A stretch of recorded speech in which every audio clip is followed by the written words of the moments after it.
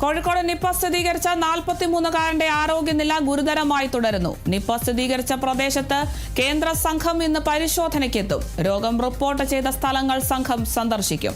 നിപ്പയുടെ ഉറവിടം കണ്ടെത്തുകയാണ് ലക്ഷ്യം.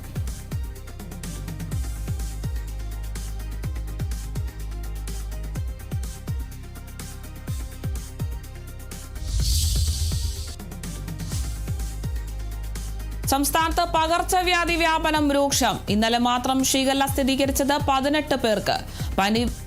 പനി ബാധിച്ച് ഇന്നലെ ചികിത്സ തേടിയത് 12,000-ലധികം രോഗികൾ. ആരോഗ്യ വകുപ്പിന്റെ പ്രതിരോധ നടപടികൾ ഫലപ്രദമല്ലെന്ന് പ്രതിപക്ഷ വിമർശനം. സംസ്ഥാനത്തെ ആരോഗ്യ വകുപ്പ് ഡയറക്ടറെ മാറ്റി.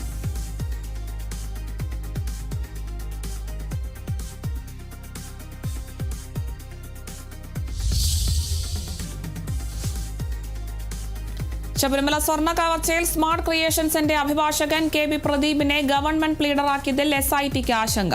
കോടതിയിൽ കേസുകളെത്തുമ്പോൾ അന്വേഷണ വിവരങ്ങൾ ചോർന്നു പോകുമെന്നും കേസ് നടത്തിപ്പിനെ ബാധിക്കുമെന്നും SIT.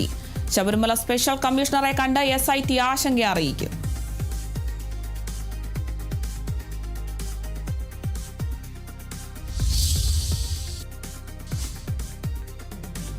മുഖ്യമന്ത്രി VD സതീശനും കുടുംബാംഗങ്ങൾക്കുമെതിരെ വധഭീഷണി. പോലീസ് കൺട്രോൾ റൂമിലേക്കാണ് ഭീഷണി സന്ദേശം.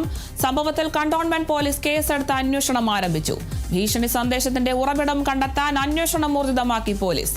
മുഖ്യമന്ത്രിയുടെയും കുടുംബാംഗങ്ങളുടെയും സുരക്ഷാ ക്രമീകരണങ്ങൾ ശക്തമാക്കിയതായാണ് വിവരം.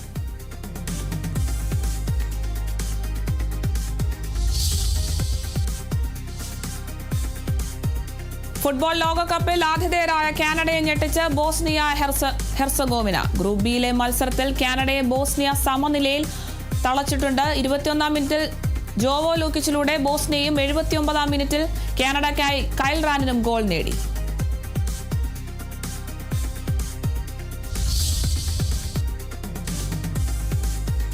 ശിരൂരിൽ ജീവൻ പൊലിഞ്ഞ അർജുനെക്കുറിച്ച് അമ്മ ഷീല കുറുവച്ചാൽ രചിച്ച അർജുൻ എന്റെ മകൻ എന്ന പുസ്തകത്തിന്റെ പ്രകാശനം ഇന്ന്.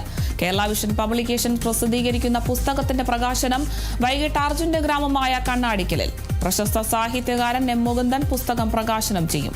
പ്രമുഖ ദുരന്ത നിവാരണ വിദഗ്ധർ മുരളി തുമ്മാരുകൂടിയാണ് പുസ്തകത്തിന്റെ അവതാരിക എഴുതിയിരിക്കുന്നത്.